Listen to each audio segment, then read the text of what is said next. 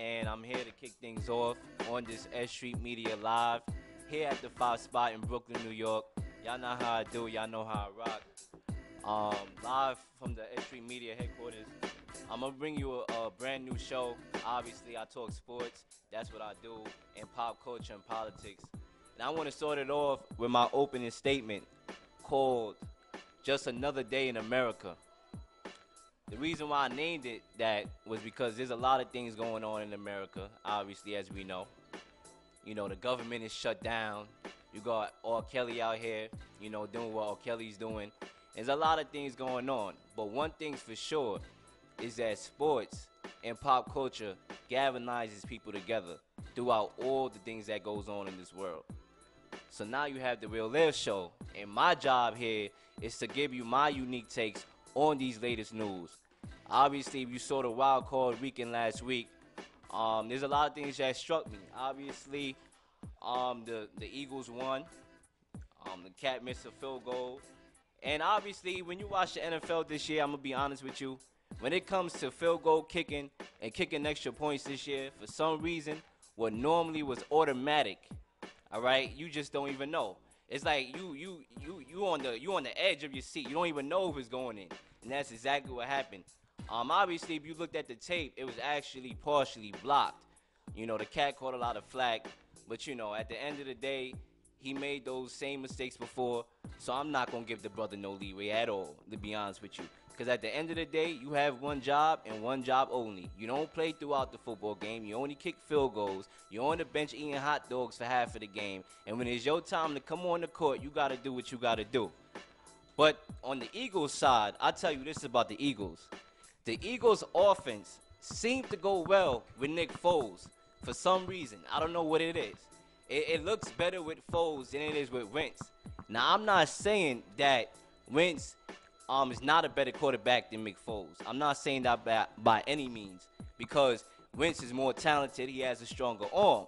But when Foles is on the court, it's just like the offense won better. And he won a Super Bowl last year, obviously, beat the New England Patriots. And he played a good game then. And he played a good game in this game. So, my thing is, listen, if Foles win another Super Bowl, I don't care if he does. Wentz is the guy. And they're going to go with Wentz. And that's just what it's going to be. But they have a tough matchup against the Saints this weekend. I don't expect them to win that game. I do expect it to be competitive because the Eagles are the defending champs, for crying out loud. But it will be competitive. I'll tell you that much. But the Eagles are lucky to have Foles at their disposal. Why? Because people was telling, the Eagles to ship him off. He just won a Super Bowl. The trade value is high. You got to move on from the Cat and get something in return. But who knew Wentz was going to be hurt again this year? And he was just that. And you see Foles doing his thing. Trubisky, he had a good game, throwing for 303 yards, 1 touchdown. Some nice passes on the final drive. Allen Robinson, obviously, 10 receptions, 143 yards, 1 touchdown.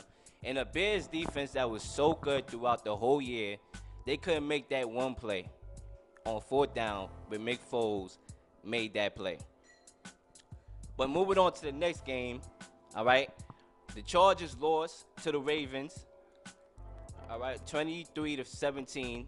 And there's a lot of talk going on right now that Lamar Jackson should have been inserted out of the game and Joe Flacco should have been in the game.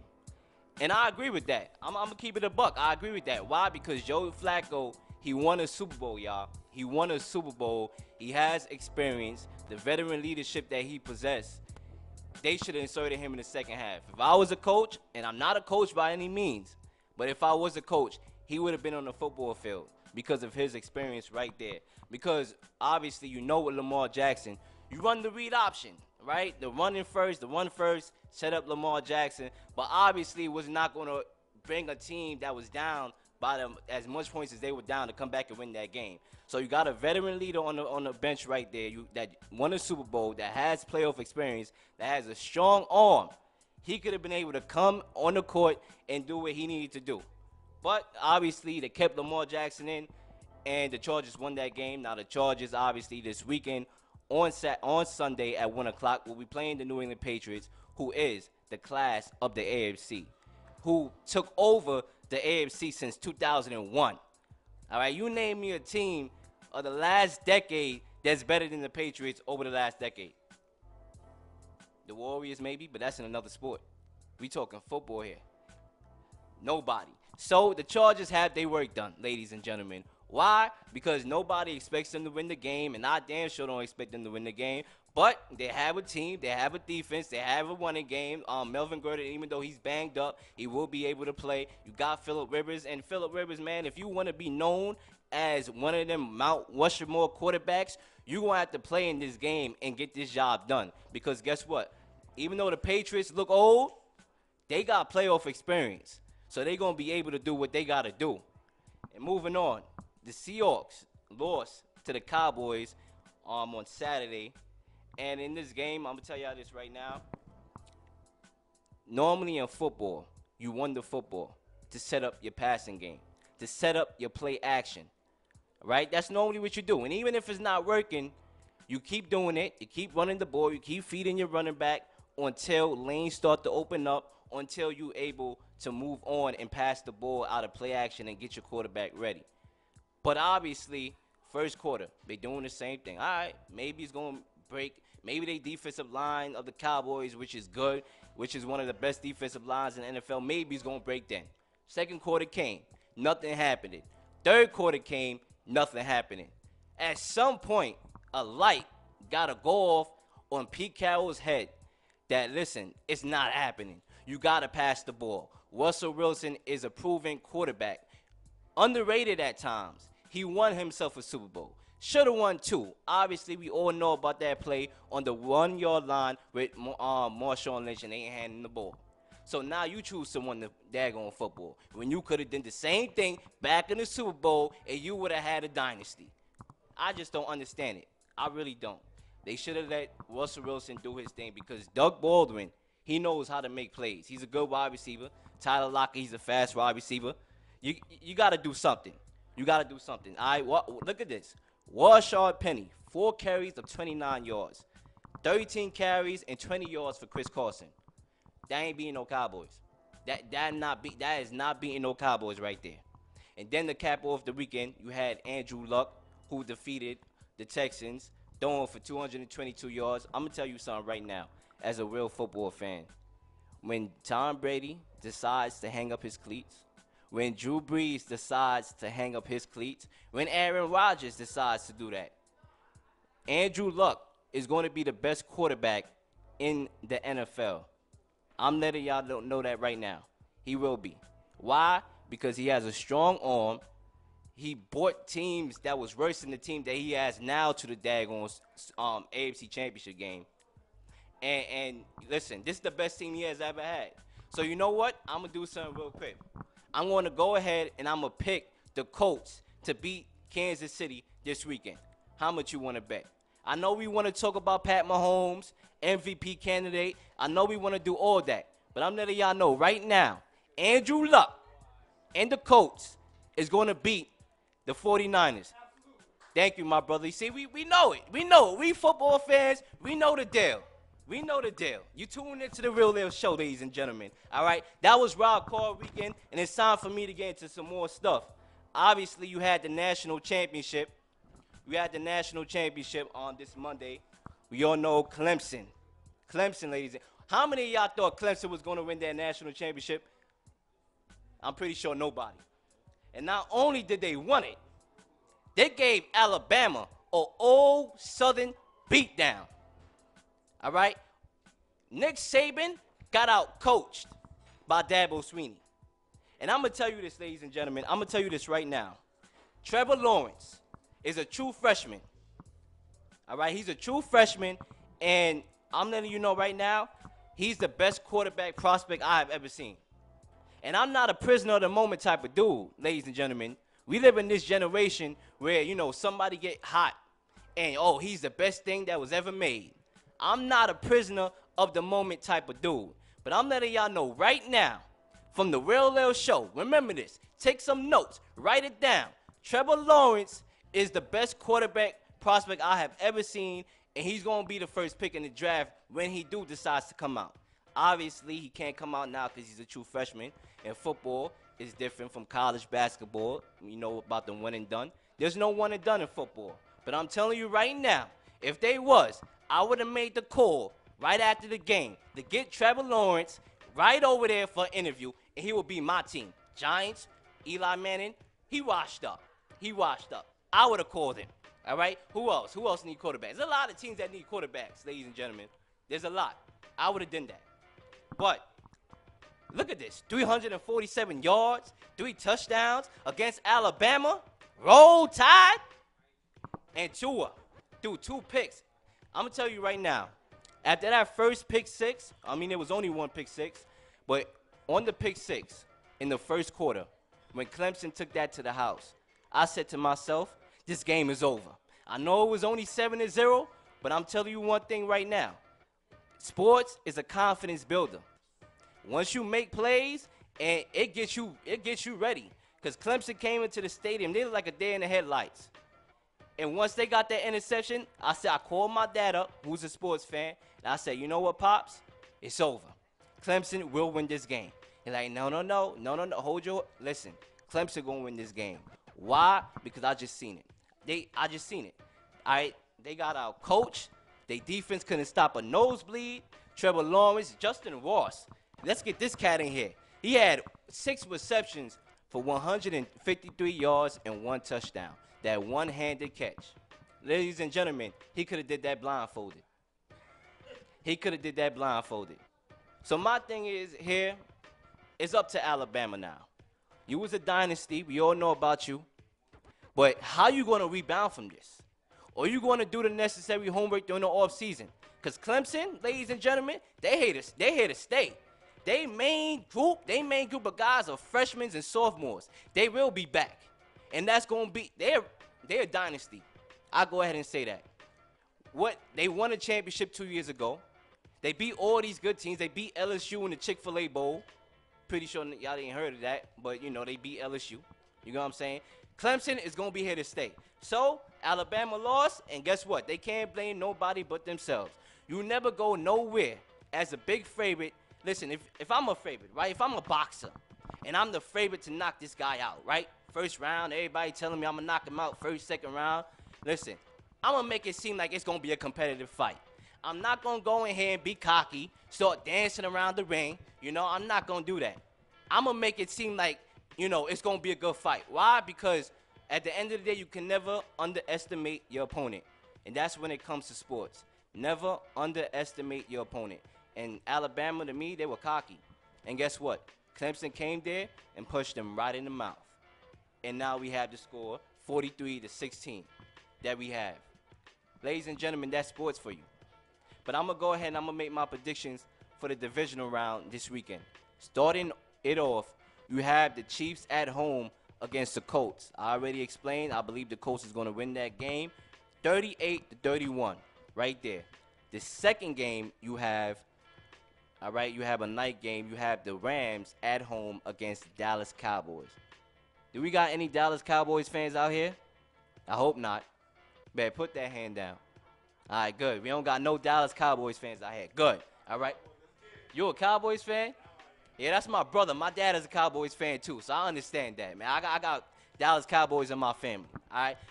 And you know what? It hurts me to say this. It pains me, but the Cowboys is going to win that game. Why? Because their defensive line is good. Is Zeke the freak? All they got to do is feed that brother. That brother is hungry. He need to find his way to 5 spot because he's hungry. And he will be eating then. And guess what? Zeke, if you watching this or if somebody get you this tape, come to the 5 spot, y'all. Come to the you and the Cowboys. And he going to be eating then. I got the Cowboys winning that game. I don't got a particular score on my head. But I do believe, even though the Rams is at home, we have a lot of Cowboys fans out there in the Coliseum. And I do believe it's going to be like a home game for the Cowboys. And, you know, Dak Prescott, he's going to make the necessary plays. Ezekiel's going to set him up well. And I got the Cowboys winning that game. Now, going on to Sunday, we have the Patriots at home versus the Chargers. I believe this is a 50-50 game. Chargers are a good team. Phillip Rivers, this is his best team yet. The Patriots, we all know about their history. All right, it ain't a mystery, their history, ladies and gentlemen. But you know what? I'm going to go with the GOAT. I'm going to go with the GOAT, Tom Brady, the best, one of the best living Americans in the world. Tom Brady, the golden boy. He got the model wife, Giselle. Giselle. He got Giselle. You know, who wouldn't want to be Tom Brady? Luxury life, got a mansion, down the block from CeeLo Green, model wife, championship ridden. I mean, who wouldn't want to be Tom Brady? I'm going with the Patriots to win that game by a touchdown. And to cap it off, you have the defending champs, the Eagles, on the road against the Who Dat Nation, the Saints. I don't know what Eagles team we're going to see. All right? As far as I'm concerned, the Eagles are the underdog here. But one thing I would say in this NFL season, the transparency from NFC to AFC is unlike anything I've seen before. There is no perfect team in the NFL right now. The closest team you could probably say is the Saints, and they're not perfect. The Steelers should have won that game. Guys didn't know how to make fundamental football plays and hold on to the daggone ball. You can line yourself up for a field goal. They don't know how to do that. So there's no perfect team in the NFL. So with that being said, the Saints is not a given to win this game. The Eagles or the defending champs, and they will be ready. Nick Foles magic, all right? It ain't tragic. So I'm going to go with the Saints to win this game at home. In a closer game, obviously they played early in the year. It was 45-3. I'm hoping we don't see that. If we see that, I'm going right to bed. I'm letting y'all know that right now because I don't care to watch it if it's like that. So I got the Saints winning this game. And now to cap my show off, I want to get into a little bit of R. Kelly because obviously I dive into pop culture too. So when you tune into the Real Leel show, you get a variety of things. You get the politics, you get the sports, you get the pop culture. So you know what? I'm gonna talk about this R. Kelly thing.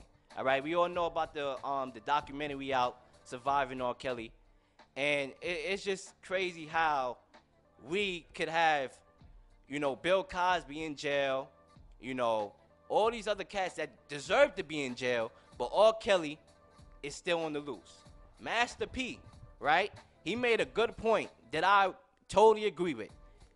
All right, if my children are being locked up away, I'm burning that house down. That's what he said. They shouldn't need to do that. All right, I really want to see more effort from these parents. I know they love their kids, but at some point, man, shoot, if I got to do the time to get my kids out of there, guess what? I got to do the daggone time. I'm keeping it real here, right? And one thing I want to, you know, bring out is in this generation of social media, Facebook, Twitter, Instagram, you have to almost do overtime when it comes to your parental skills, you know, teaching your kids, you know, the dangers of this world, because there's a lot of predators out here, there's a lot of crazy people out here, and it's almost like you have to work overtime.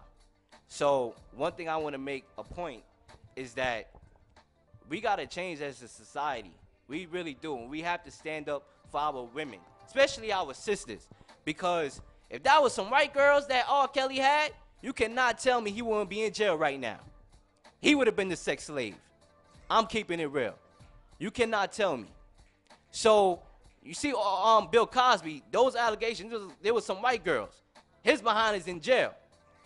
So R. Kelly, because his sisters, they don't care. They really don't care at all.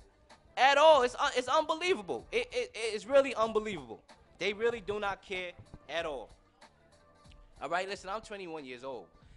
Right now, seeing all these things going on, I don't even know if I want kids. But if I did, I'm going to be on them like the FBI. I really am, because it's crazy. And I want to point out Charlemagne the God.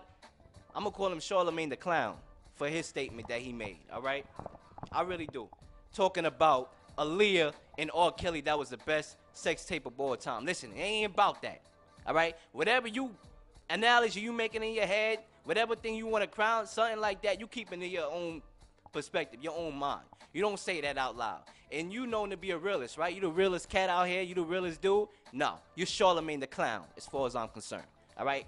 That does not matter at all, all right? And to the celebrities that, you know, did music with R. Kelly and didn't want to be on a documentary, screw y'all, honestly. Because you see John Legend, he ain't scared. He ain't scared at all. So screw y'all, all right? one thing we got to make this a point in the community is that we need to stop supporting cats that, don't need support. That's like Kanye West, for example. Slavery was a choice? Are you kidding me? Slavery was a choice. I don't understand that. And guess what? We still bump this brother music. Listen, I know this cat got a great catalog. Through the Wire, all them good songs. Listen, I heard that song come on last night, right? Through the Wire. And I was so tempted to listen to that. So I'm like, Through the Wire. Then you know what? I was like, you know what, Jaleel, you got to take it off. You can't listen. Don't support a brother that don't care nothing about y'all. All right? Maybe he do care about the black community. But the brother don't daggone read. The brother don't read. So in my estimation, he could have been a daggone slave. That's what I got to say about that.